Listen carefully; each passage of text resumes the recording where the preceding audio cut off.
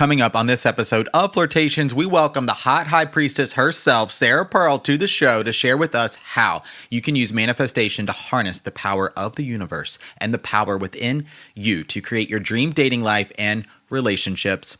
Sarah is a manifestation expert, and here's just a taste of what you can expect from this conversation. We'll be talking about what manifestation is and how it works. We go into the laws of attraction and how to be the ultimate attractor in your dating life. We've got tips on affirmations and how to create a positive mindset, what might be blocking you from your manifestations and dating desires. We've got some words for the skeptic. I know you're out there, used to be me. And also, we're going to talk about how to detach. This is too good of a conversation coming. I know you're not going anywhere. So whether you're new to manifestation or you've been practicing it for a while, this episode is everything you need to manifest your dreams into reality. Let's do this, flirties. I heard you wanted to flirt. I heard you wanted to flirt. I heard you wanted to flirt. Hello, my name is Benjamin. I'm the flirt coach and a gay Libra. Everyone has an inner flirt. Hey, flirty. Live, laugh, flirt. Work the flirt. Work the flirt. Delulu is the Salulu. Expert on the flirt. Hey, flirty. There's always another flirt. Everyone has an inner flirt. Get out of your head and into the flirt. Flirties, we are going to be talking about all things manifestation, laws of attraction, and dating today with the Hot High Priestess herself, Sarah Perl. Welcome to the show. Hi, I'm so honored to be here. I'm very excited as well. I was like, I'm going to do some manifestation myself. I sent you a message. I've been following you for a while. You're someone I definitely wanted to have on the show and have this conversation with. We have not had the topics of manifestation, laws of attraction covered on Flirtations thus yet. So I am very excited. Same. Oh my God. Yeah, I'd love for you. I've gotten to know you some through your work and your content, but if you wouldn't mind sharing a little bit more about yourself with the Flirties here today. Oh my gosh. Okay. Well, I'm Sarah. You might know me as Hot High Priestess. Mm-hmm. I am originally from Brooklyn, New York, and I now live in LA. And yeah, I was studying to be a teacher just a few years ago and then graduated college and decided to pursue this full time. So I'm a manifestation coach, mindset coach. And yeah, I love all things spirituality. Yeah.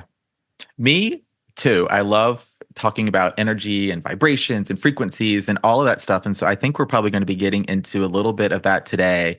But I thought we'd start with a pretty general question, just knowing that we're all going to have different understandings of what manifestation is. So from your perspective, what the heck is it?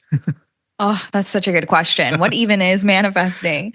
Well, manifestation, I would say, is setting an intention and using the power of belief, the subconscious mind, and your thoughts, energy, frequency, whatever you want to call it, to create a certain outcome.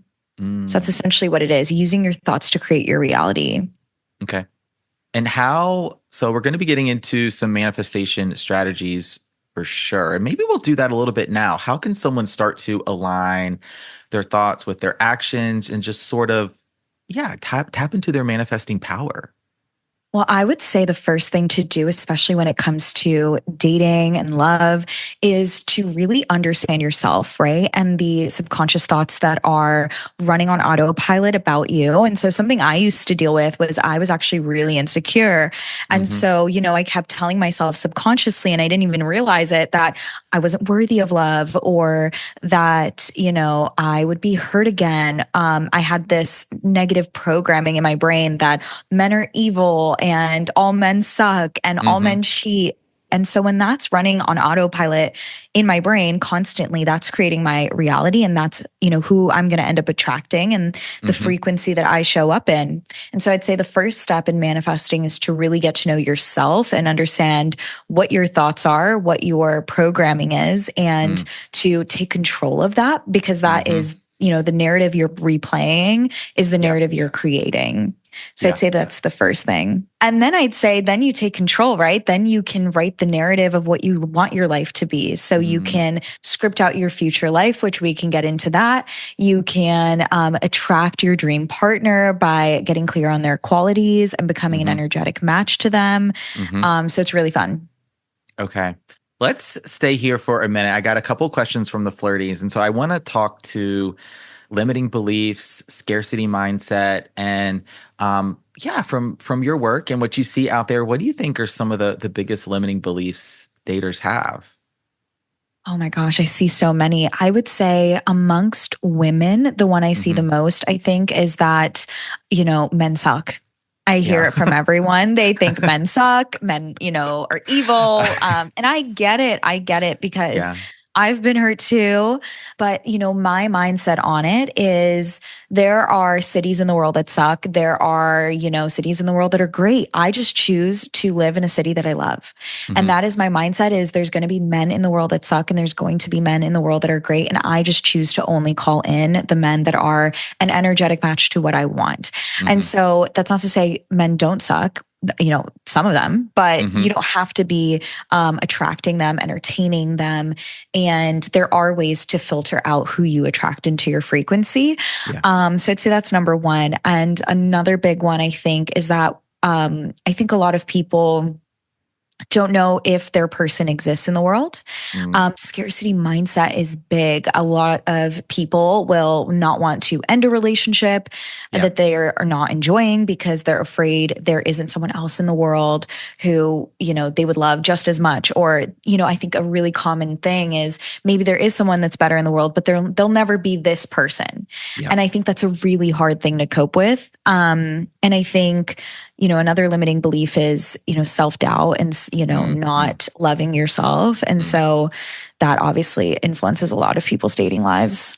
Definitely. Yeah, I see and hear a lot of those same things too. And I'll say I hear from the gays as well. Men are they say the same thing.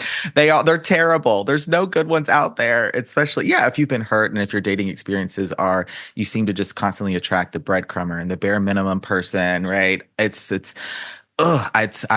get the frustration, and especially like if you've like truly been hurt, you've been heartbroken or hurt in some way. It's like you take these experiences with you and through you into the dating process. And so I want to let's stay here. And so I'm thinking about the dater who is they've got some limiting beliefs, some scarcity mindset. They know they want more, they know they deserve more, but they keep coming back to the person who is giving them that little bit of attention, that little bit of validation. Or you know what? They're in a situationship, a casual relationship, even a full-on relationship, completely unfulfilled, but the fear of being alone and single is maybe holding them back. So speaking to that experience a little bit, how can we help that flirty today?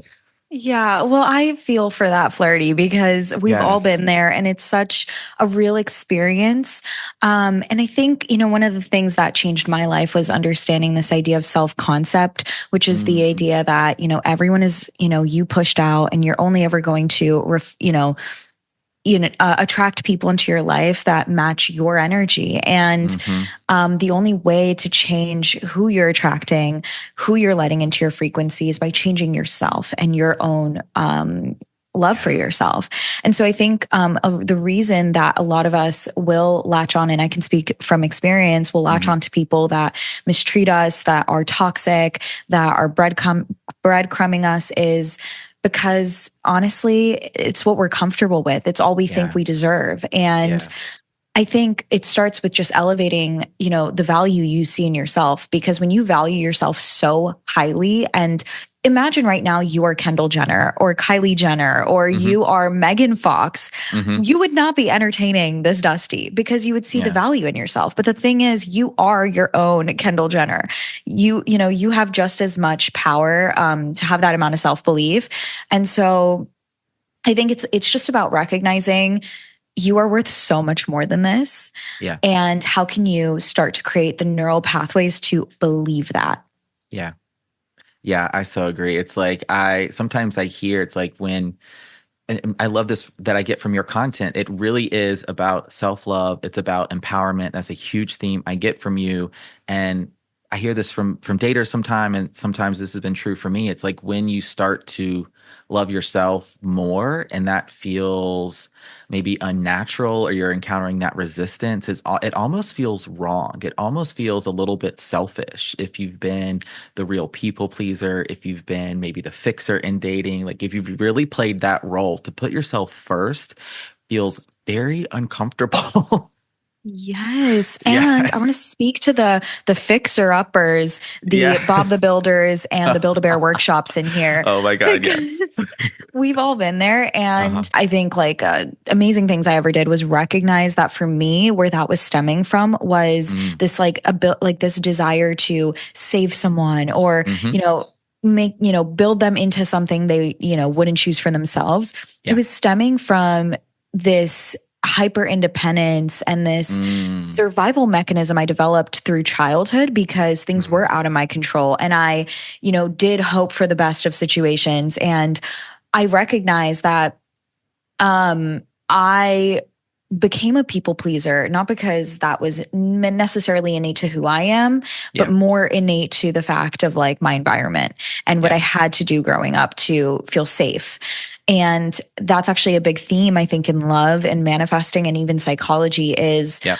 we will always stick with what feels safe. And the human body, literally our brain's only purpose is to do what feels safe, keep us safe. Yeah. We don't want to take risks. And so understanding that your brain is always holding you back from potentially your dream or your dream relationship because it doesn't feel safe. Right. Is a Right. big thing to recognize. Yeah. Yeah, it's a powerful realization when you have it and then start to align your thoughts with your actions and your beliefs. And so I think this is where we're going to take the conversation now, getting into some manifestation techniques. How can we start to just develop that more positive mindset, more optimism in dating? Wow. So I would say I love to I think when it comes to attracting your dream partner, Hmm. one of the biggest things that I think women have to, or women or men, right, have Hmm. to understand is like you have to give yourself permission to dream big Mm. because you will only attract the kind of behavior, the kind of person that you can visualize in your head first. Yeah. And so one of my favorite methods, I did this to attract my partner, was my future partner method, where you essentially write about, your boyfriend or your girlfriend who doesn't exist yet as though they're already your partner. And you Hmm. write about who they are, how they treat you, what qualities they have. And so I remember in my future partner method, I was completely single at the time. I was seeing Hmm. multiple people and I was like, my boyfriend is the sweetest guy in the world. He gets me Yeah. flowers every week. He opens doors for me, metaphorically and literally. And I started to visualize it and recognize, wow, like I love this feeling. I feel safe with this Mm. feeling. It feels Mm. comfortable. I'm Yeah. not going to, and that's the thing is, I think oftentimes we self sabotage because it feels uncomfortable. Yes. I see this in women, especially, the people pleasing women and the women in their masculine energy, is we feel uncomfortable receiving in Yeah. relationships. And so much about relationships is receptive energy. And so Hmm. getting comfortable with that by writing this down and being like, wow, I really like how this feels to be spoiled and worshiped and adored is huge. And Hmm. actually, funny enough, like literally, a week later went on this throwaway date with a guy. I was just trying to play pickleball and learn how to play pickleball. Uh-huh. And it ended up being my boyfriend. So, it does work out. So, Yeah. that's one of my favorite methods to attract your dream partner. Okay. A big self-love one that I adore is the love letter method, where it kind of seems almost backwards. It's if Hmm. you're seeing a certain person and you quote unquote want to change their mind or, change their behavior towards you, Yeah. what you can do is you can write a letter from their perspective as if you are them writing a love letter to yourself. Okay. And you write all the things you love about yourself from their perspective. You would write like, Mm. Sarah, I can't stop thinking about you. I'm Hmm. still dreaming about that one date we went on. You are the Hmm. most magnetic girl in the world, whatever. And then I mean, that's one of the most powerful methods, according Yeah. to my followers and my audience. They love it. Yep. They've seen huge success stories with it. And the reason why is because it's changing your belief of yourself, not because you're changing that. I want that to be the takeaway from these methods is it's never Yeah. about changing someone else. It's about changing yourself so you change who you attract and what your standards are and what you entertain and what you don't entertain. And I think this is actually a big thing is a lot of women, ask me, they're like, how do I maintain my standards? Well, you don't even entertain anyone who isn't on your standard. Yeah. It's not even that you tell them to change, right? Yeah. You just you just walk away. And in order to walk away, you have to see that value in yourself. Yes. Okay. I have a follow-up question now because I love this approach so much to manifestation that you really teach about and talk about because it's not about it takes your focus inward. It really allows you to focus on yourself instead of what are they doing, sort of how can I get this person to like me sort of thing. You're sort of always looking outward. You're looking for external validation, attention, whatever, reassurance. Being able to give that and provide that for yourself is life-changing. And it just helps refocus your perception of dating and love too. It changes everything. Yes. Okay. So I think I want to ask now because I know there's going to be. Well, I got this question. In fact, from the person that's like, the flirty that's a little skeptical, sort of like, I'm impatient. I want my results now. I feel like I've been manifesting. Yes. Okay, I hear you. So I think the first thing I'll say is like to your point, dating is actually, you'll recognize very fast. It's not about dating other people, it's about dating yourself. And that's the whole name of the game. It's the sooner you love yourself and the sooner you truly date yourself and take yourself on the dates and buy yourself the flowers is the sooner you'll attract that person who does it as well.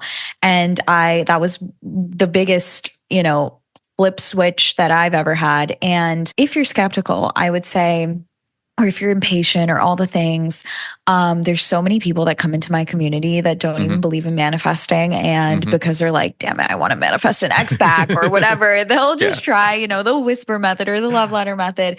And it does work. It does work overnight. But the reason why is because they believe it will. And so that's the number one thing is the fastest way to make it work is to believe it will work. Yeah. And the sooner you have that like undeniable belief that it is 100% possible and it will work for you, the sooner it will happen. And so, you could go look at my comments of my videos and see how it worked for other people. That always helps me like to build that self-belief. But the other fastest way to make it work is to believe that you deserve it. For example, when you apply for a job, and you killed the interview and you're like, I deserve that. I know for a fact I'm getting the acceptance. You always get it because you have the self-belief. And the same goes with dating. You have to, even if, you went on a date and it didn't go well, just convince yourself, be like, you know what? I'm the queen and it went great and it always does. And build that trust in yourself. And that's when you're going to start to see results. Absolutely. I agree. A little bit of Delulu goes a long way. I do say Delulu is a Salulu. You got to use it to your advantage sometimes. You do. Truly, Oh, to you build do. that self-belief. Yeah. And it's like what you were just saying. It's the belief that makes all the difference and the permission to give yourself to believe, giving yourself permission to receive what it is you're manifesting, right? It's sort of like the dater, and I've been this dater too, who, you say you want a relationship. And so you make the profile, but then you just have matches you never respond to, or you start a conversation and you just decide to end it, or a date goes well and you're like, oop, nope, but ick, this, bad, and no second date. It's like part of this is giving yourself permission to say yes, to see opportunities, but also hold yourself true to your standards, your boundaries, right? Not entertaining the dusties. Yes. Yeah. Let's get into some laws of the universe for a moment. And I want to talk first, I think, about the law of detachment. And so how can we practice manifestation? Maybe it's the love letter method, and then just detach and let that manifestation do its job. Oh my God, the law of detachment is life changing. It's Yes. life changing because it's the second you detach that you get it. You get everything Mhm. you want. It's the reason why that guy you're not even thinking about is still texting you. And the law of detachment comes from knowing with certainty that something is going to happen. So it's the way I explain it to some of my clients is like, you don't think about whether the sun is going to rise tomorrow morning. You just know it will. And so it does, it's like Yeah. the things, it's almost like you don't even think about it. But obviously a lot of people struggle with law of detachment. And Mhm. so one of the, there's so many methods you could use to kind of detach, but I think one of the biggest ones is to understand and build a self-belief that it always will either work out or something better in life.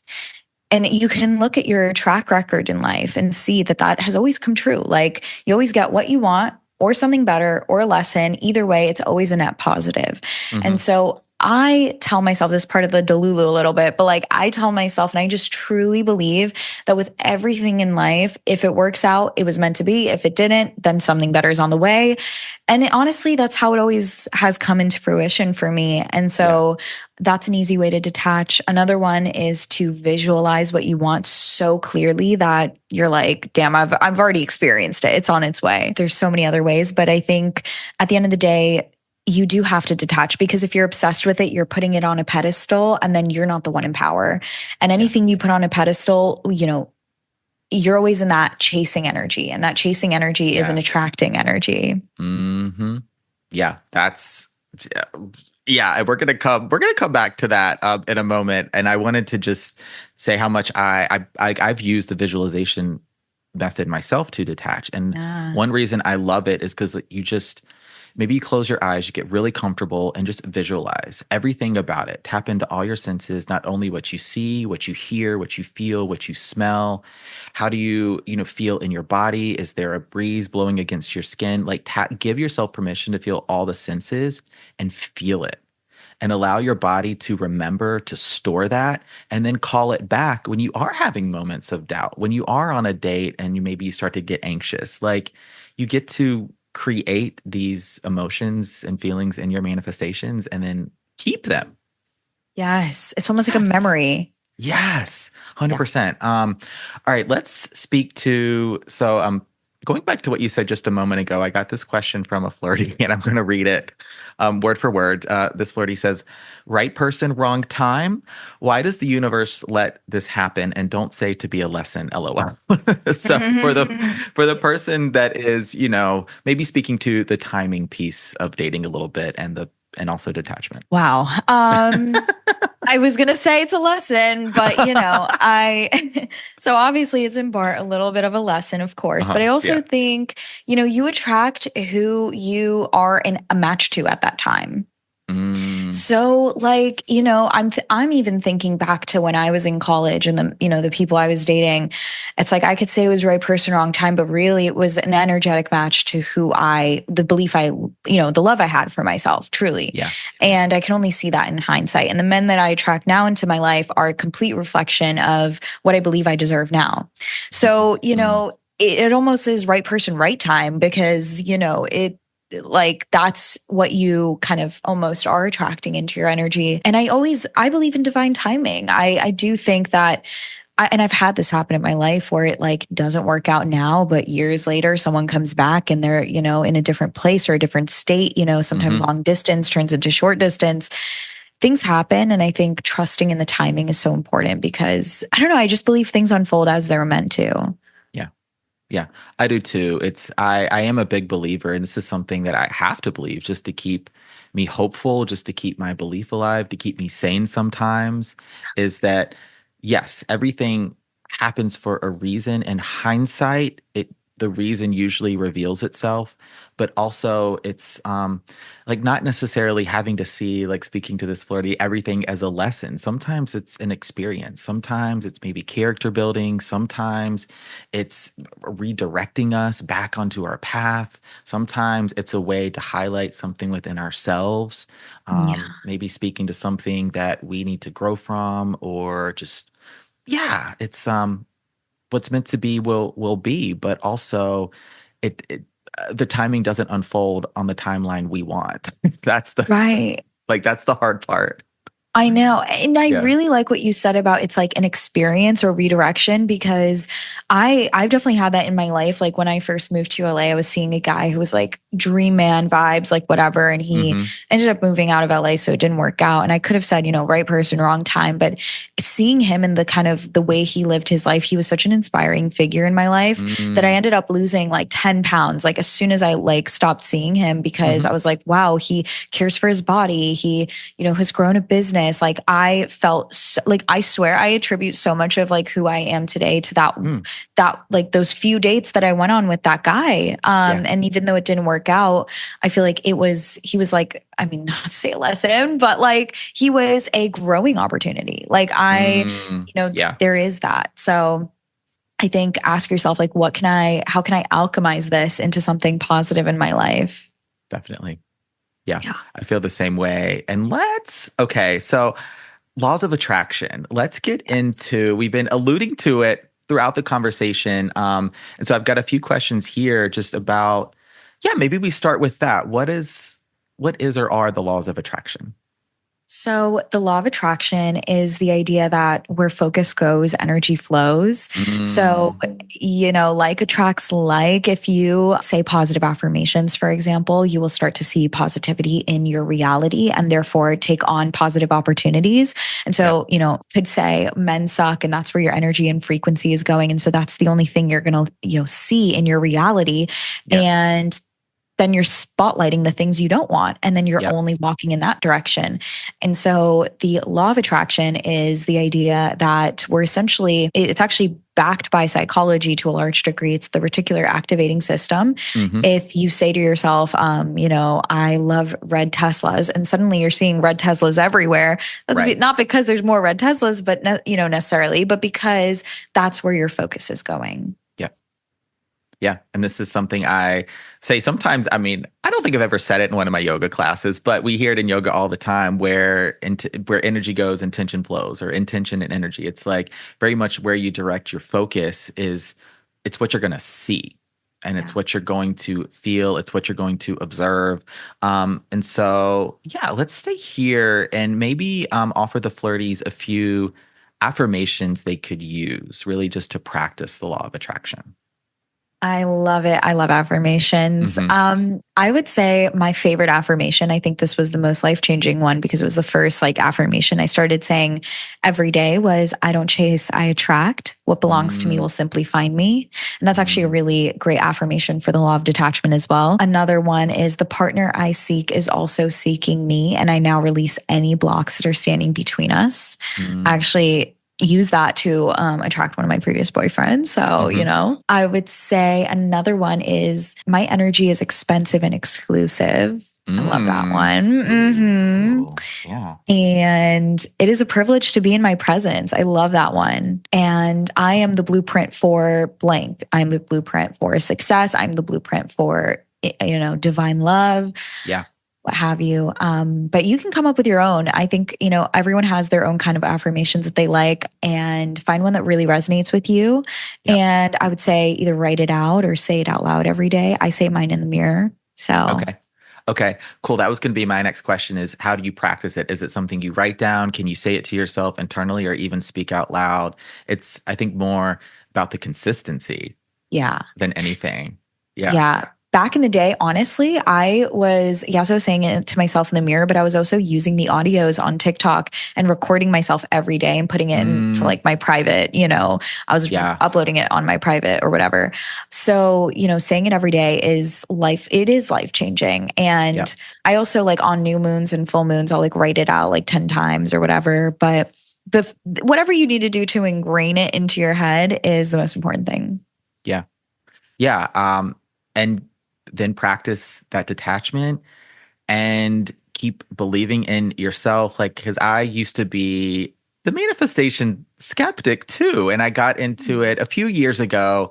And I was like, why not? Like, what have I got to lose? I'm going to give this a try. And I don't remember the specific, I tried the 369 and didn't really stick with that. We'll share what that is in a second. But the one I did, and I forget what it was called, but you wrote down this affirmation or this belief, this thing you wanted to have in your life, call into your life, and you wrote it down 100 times for 5 days. I know. Wow. Right? It was intense, but I'm kind of all or nothing in that way. And so I did the thing. I wrote it down 100 times for 5 days, and then I lost the paper. I very much detached from it. Life went on. And recently I was unpacking some things just because I'm kind of a mess, and I found it.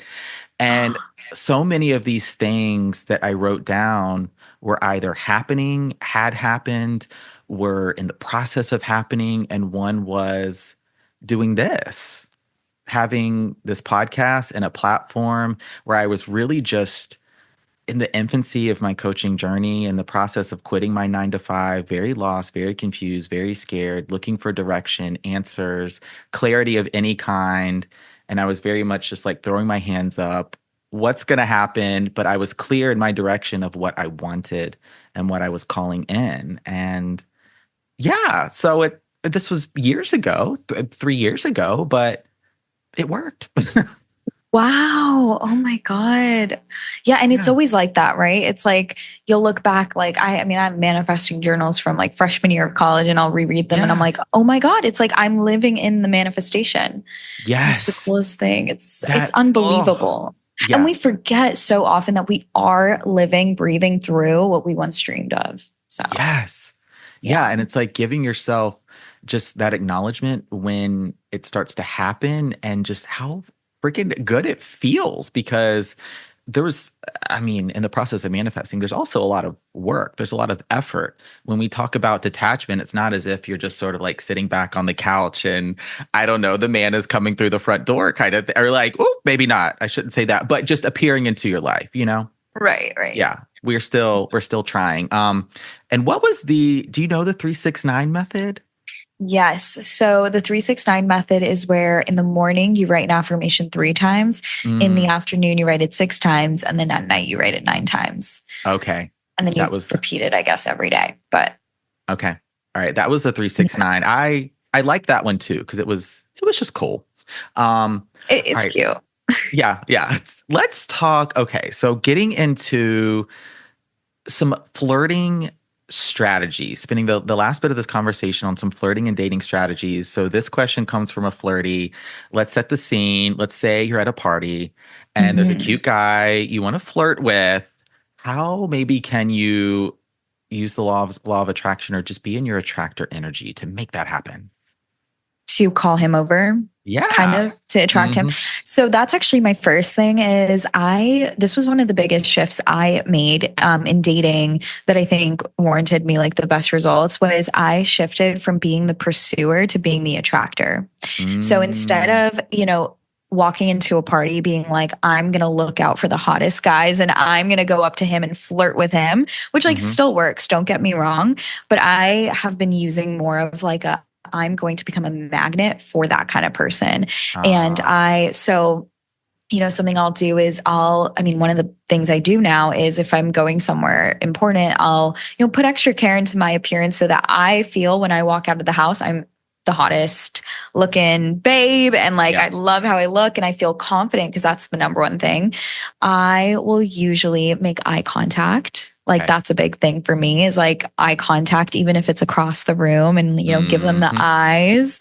And that should really be enough. Honestly, I think for the women, who are trying to, for example, step into their feminine energy, or even, gay guys, I think if you're trying to step more into the feminine role, that should be enough to signal, okay, I'm interested. Are you going to make the move? And if you're trying to attract a more masculine provider guy, he would, then come up to you and be like, hey, I like your bag, or whatever, you have beautiful eyes or what have you. But I would say what I usually do before I leave the house is I'll play subliminals of on YouTube, you can find subliminals that repeat affirmations or play a certain frequency that make you feel confident. And I'll play hype music, hype girl, get ready with me music, Cardi B or whatever. And it just makes me feel like I am the life of the party. And when you have that energy, when you walk into a room, you will naturally start to attract that attention. And when you feel confident, you are going to energetically hold yourself in such a way that people want to approach you. And be kind,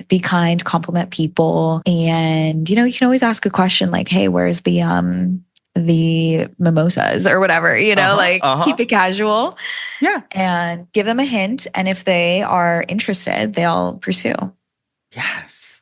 Yes. Great flirting tips. Sarah, I love it. And I have this question now, and I think it's a good time to ask it, talking a little bit to the masculine and feminine energies in dating. I kind of understand them as provider and receiver energies, sort of, partly they're sort of like a hard and a soft, maybe a little bit. So speaking to, just masculine, feminine energy dynamics. Yeah. So I would say in any kind of relationship, whether it's LGBT or not, there's going to usually be like, not always, but usually there's going to be more feminine and then someone who's more in the masculine role. Yeah. And what that means is that has nothing to do with gender. It just has to do with like your energy and the way you carry yourself and what you're expecting out of a relationship. And so the feminine is all about, like you were saying, receiving, but it's also about attracting. So it's not about being the pursuer or the one maybe planning and doing. It's more about you receiving and being like almost like a support system more so, or the nurturer. The masculine is more about the doing, the planning, the calculating. It's about, it'll be the person who's usually planning the dates, paying for the dates, maybe driving. In the beginning stages of a relationship, it'll usually be the one who's, reaching out first. And I like to be in the feminine. I've realized, but I used to be in the masculine. And so I've kind of shifted and I'm kind of reclaiming my feminine energy. That's my era right now. And so, I would say it's, you can ask yourself, like, which do you feel more comfortable with? And actually ask yourself, do I feel comfortable in that energy because that's actually what I want, or because what I grew up seeing? And this goes out for the people who had single mothers, who had mothers who are the breadwinners, for example. Really ask yourself, what do I actually want and what would make me feel loved? And for me, it wasn't having to be in the control seat and plan the dates and plan our trips. I actually wanted to be like surprised by, hey, we're going to High this weekend or whatever, so it's a different frequency. Okay. All right. Really, really good explanation. Is that something I struggle with understanding sometimes, being the gay Libra and being right? It's sort of like who's going to be more in their masculine or feminine energy when it's two guys. I understand it more in heteronormative dating, but for two guys, I love that you described it. It's not necessarily tied to gender, but we typically kind of see the visual as someone more masculine, someone more feminine, but it really plays out in the dynamics of the connection. And so speaking to all the flirties, like if you're doing, my goodness, like you're doing the chasing, you feel like you're doing all the initiating, like you got to let that man, if you're dating the men, you got to let him, my gosh, show up, right? Because so important. I used to be that dater. I know a lot of the flirties are as well. So true. Few more questions. I think it's a good time to ask this one now. This person, this flirty says they're an anxious attachment girly. And so they feel like they're obsessing a little bit. They just sort of are looking at their phone nonstop. And so a strategy for them, to not obsess so much. I love this. So I think I was an anxious attachment girly, and now I'm honestly I'm very secure actually now, but I would say I lean more into avoidant almost now. So it's interesting. You can actually flip flop. And I would say it has to do with two things. It has to do with one, who you are, and then two, who your partner is, because they'll bring out certain tendencies based on what their attachment style is. And then it also has to do with you. And, attachment style actually translates back into your upbringing. So taking a look at, okay, when I was growing up, did I feel supported by my family? Did I feel like that, like my parents were reliable? In my previous relationships, did I find that I had a, stable partner who I felt was consistent and all the things? And so if the answer is no, then you might become an anxious attachment, girly, flirty, what have you. And so recognizing those patterns is really important, but also knowing what does a secure relationship actually look like is going to be important as well. And, I have to say, like, as a former anxious attachment girl, it was, brutal because I was constantly seeking reassurance from my partner. I constantly, checking their maps, asking where they're at. Like it was toxic to a point that I can't even, like I would just never want that in my life. And I recognized that I should feel secure in my relationship and that the right partner will bring that out of you. But it also stems from the self, because I changed who I am in that transition where I was like, I wouldn't even entertain someone who makes me feel that way. And it's just unattractive to me at this point, and I just see like I have so much security in myself and in the universe almost that I wouldn't hold on to something that feels like it's sand, running through my fingers. Mm-hmm. Yeah. So that's a good analogy. I think that's going to be really helpful because I was the anxious, attached girly myself for a long, long time. Just like, my God, I remember the sleepless nights. Like you start to just feel physically sick. You can't eat sometimes.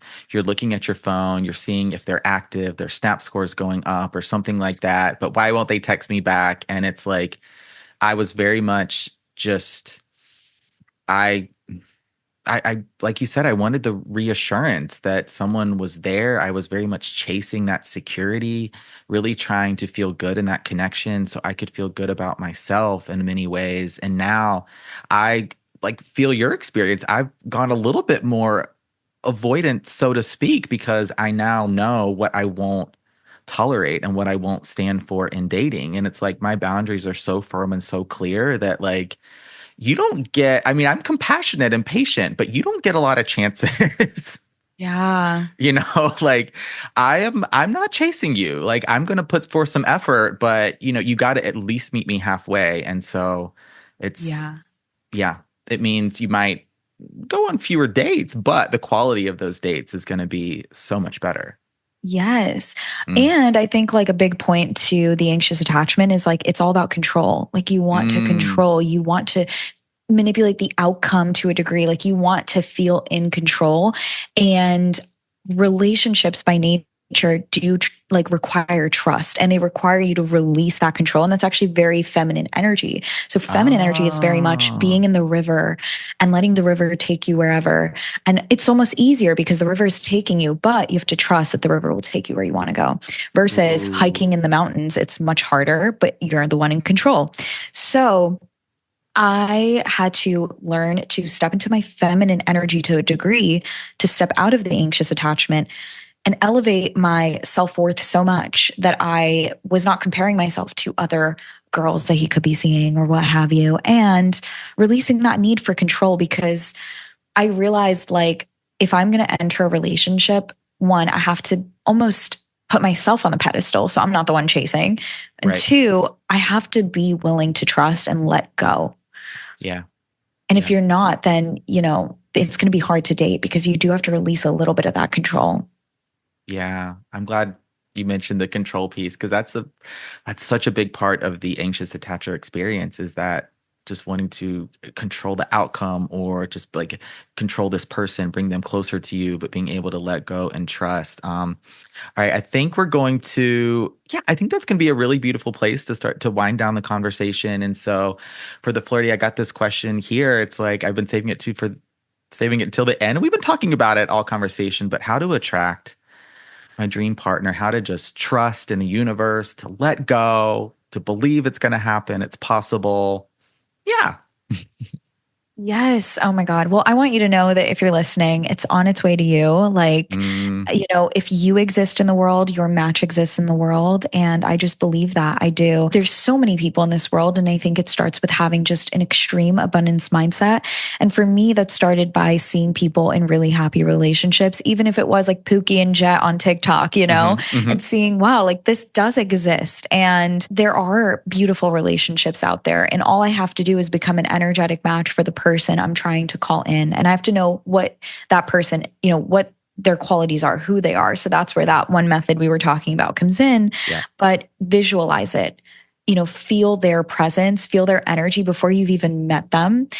Get excited about it, right? Don't make it this anxious process. I think so many people at this point are sick of dating and, we're so tired of going on the dates. But like, for me, I found my boyfriend when I was like having the most fun dating. I was just dating just to have fun. I was like, oh, pickleball date. Okay, great. Lunch date. Phenomenal. Hiking. Oh, cute. A little activity. Like I was just having fun with it. And like it has to be fun because it has to come from a place of positivity. And I think that's really important. At the end of the day, like I said, you're dating yourself. And I heard this quote on another podcast. I think this girl was saying something along the lines of, I went searching for myself and that's where I found you. It's like when you're searching for yourself is exactly when you'll find your match. And I actually have this belief that I tell my followers is this belief in soulmates, that your soulmate is someone you'll find when you are pursuing your soul's mission, your soul's callings, your soul's path. And that's where this anxious attachment stuff comes in as well. It's like, if you just have to trust that when you are following your soul, if your soul is calling you to move to a different city or go to a different school or, leave this job and go to another one, that is exactly where you'll find your soul friendships and your soulmate and your soul's purpose. And so all you have to do is really just have fun, focus on finding yourself, finding out what you want, what you like, do it for yourself first. Yeah. And what you give yourself is what others will give you. And that's the essence of self-concept. It's the belief that the perception you have of yourself is the perception everyone will have of you. So flip that perception of yourself, put yourself on the pedestal, become the person that you can be proud of and love. And that is the person your dream partner will fall in love with as well. Oh my gosh. I love it. That was so beautiful. Thank you so much for sharing that. Sarah Perl, the Hot High Priestess, has been an incredible conversation all about manifestation, laws of attraction, so much more. I definitely want to send the flirties your way. Where can they follow you, work with you, get some of the manifestation guides? Yes. Okay. So you can check me out on Instagram at Hot High Priestess. I'm actually launching a Princess Treatment Academy for the girls, which is so exciting. And you can check out the link in my bio for my Manifest Magic workshop, any other ways to work with me. But just watch the content. Check out my podcast, Priestess Perspective.